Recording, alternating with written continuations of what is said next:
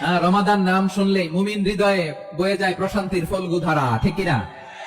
একটা আনন্দ, একটা উচ্ছ্বাস আমাদের হৃদয়ের মধ্যে চলে আসে। রমাদান, এই রমাদানুল মুবারকে আমাদের কি করণীয়, কি বর্জনীয়, উপর কিছু কথা আপনাদের সামনে উপস্থাপন করব। আল্লাহ বলেন, রমাদান এমন একটা মাস যে মাসে কোরআন নাজিল করা হয়েছে, আর এই কোরআন হচ্ছে বিশ্ব মানবের জন্য পথ নির্দেশিকা, হেদায়েতের সুস্পষ্ট বর্ণনা এবং সত্য মিথ্যা পৃথক করার আসমানি মানদণ্ড রূপে জামিনে আমাদের জন্য কোরআন নাজিল করেছে কে? আওয়াজ করে বলেন তো, আল্লাহ নাজিল করা এই কোরআনে কোনো ভুল আছে? এতে আছে হেদায়েতের সুস্পষ্ট বর্ণনা, আর সত্য মিথ্যা পার্থক্য করার মানদণ্ড, কোনটা সত্য কোনটা মিথ্যা, এটা কোরআন দিয়ে ডিফারেন্সিয়েট করা যায়। এজন্য এই কোরআন দিয়ে আমাদের জীবন সাজাতে হবে। কোরআন দিয়ে জীবন না সাজালে জীবন আলোকিত হয় না। কোরআন দিয়ে পরিবার না সাজালে পরিবার আলোকিত হয় না। কোরআন দিয়ে সমাজ না সাজালে সমাজটা শান্তিময় হয় না। শুধু দুর্নীতি দমন কমিশন দিয়ে দুর্নীতি বন্ধ করা যায় না। কোরআনের আইন বাস্তবায়ন করা ছাড়া এই সমাজ থেকে দুর্নীতি বন্ধ করা যাবে না। চিল্লায় বলো ঠিক কিনা? আমার প্রিয় ভাইরা, এই কোরআন নাজিল হয়েছে রমাদান আল মুবারক, এই বরকতময় মাসে। তাই আমাদের উচিত এই মাসে আসন্ন যে রমাদান আল মুবারক, এই রমাদানে কোরআনের সাথে নিজেদের সম্পর্ককে বাড়ানো। আমরা কি আসন্ন রমাদানে কোরআনের সাথে আমাদের অ্যাটাচমেন্ট, সম্পর্ক বাড়াতে চাই? চান সবাই? আপনি কি জানেন কোরআন নিয়ে কোন ফেরেশতা পৃথিবীতে এসেছিল? জিবরিল আলাইহিস সালাম। একটু খেয়াল করে শুনেন, সাইয়েদনা জিবরিল কোরআন নিয়ে এসেছেন, ফলে উনি হয়েছেন শ্রেষ্ঠ ফেরেশতা।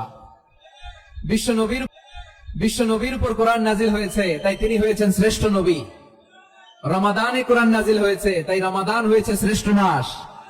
কদরের রাতে কোরআন নাজিল হয়েছে, তাই কদর হয়েছে শ্রেষ্ঠ রাত।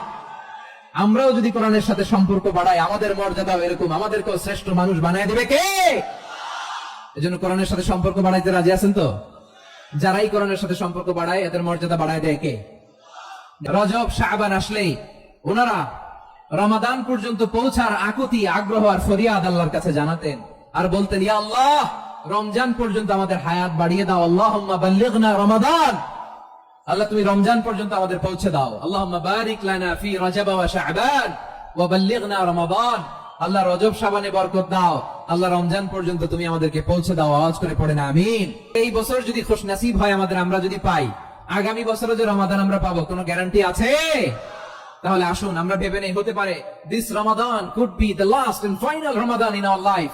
হতে পারে এই রমাদানই হতে পারে আমার জীবনের শেষ রমাদান, ঠিক কিনা বলেন? তাই আসুন আমরা আল্লাহর কাছে দোয়া করি, আল্লাহুম্মা বাল্লিগনা রমাদান, আল্লাহ তুমি রমাদান পর্যন্ত আমাদেরকে পৌঁছে দাও। আওয়াজ করে পড়েন আমিন।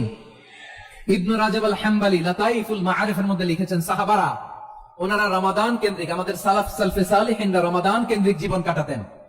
ওনারা রমজান আসার 6 মাস আগে আল্লাহর কাছে দোয়া করতেন, আল্লাহ রমজান পর্যন্ত পৌঁছে দাও। রমজান চলে যাওয়ার পরে বাকি 6 মাস আল্লাহর কাছে দোয়া করতেন, আল্লাহ এই রমাদানে যে ইবাদত করেছি, এই ইবাদত গুলো তুমি কবুল করে নাও। সুবহানাল্লাহ। তাহলে পুরো বছর রমাদান কেন্দ্রিক জীবন।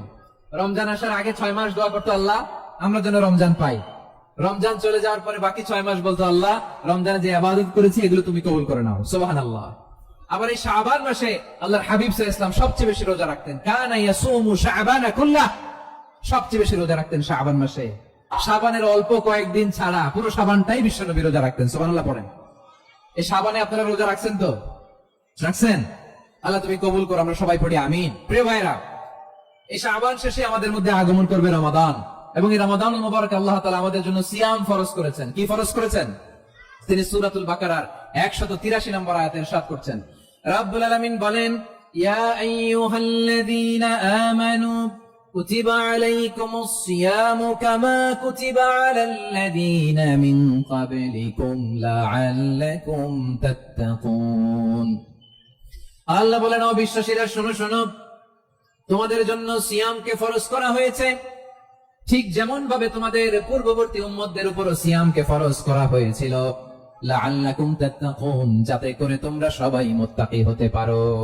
সুবহানাল্লাহ বলেন, যাতে করে তোমরা আল্লাহ সচেতন হতে পারো। তাহলে সিয়ামকে, এই সামনে যে রমাদান আসতেছে আমার প্রিয় ভাইরা, এই পুরো রমাদান ব্যাপী সিয়াম সাধন করা, সিয়াম পালন করাকে আমাদের জন্য ফরজ করে দিয়েছে কে?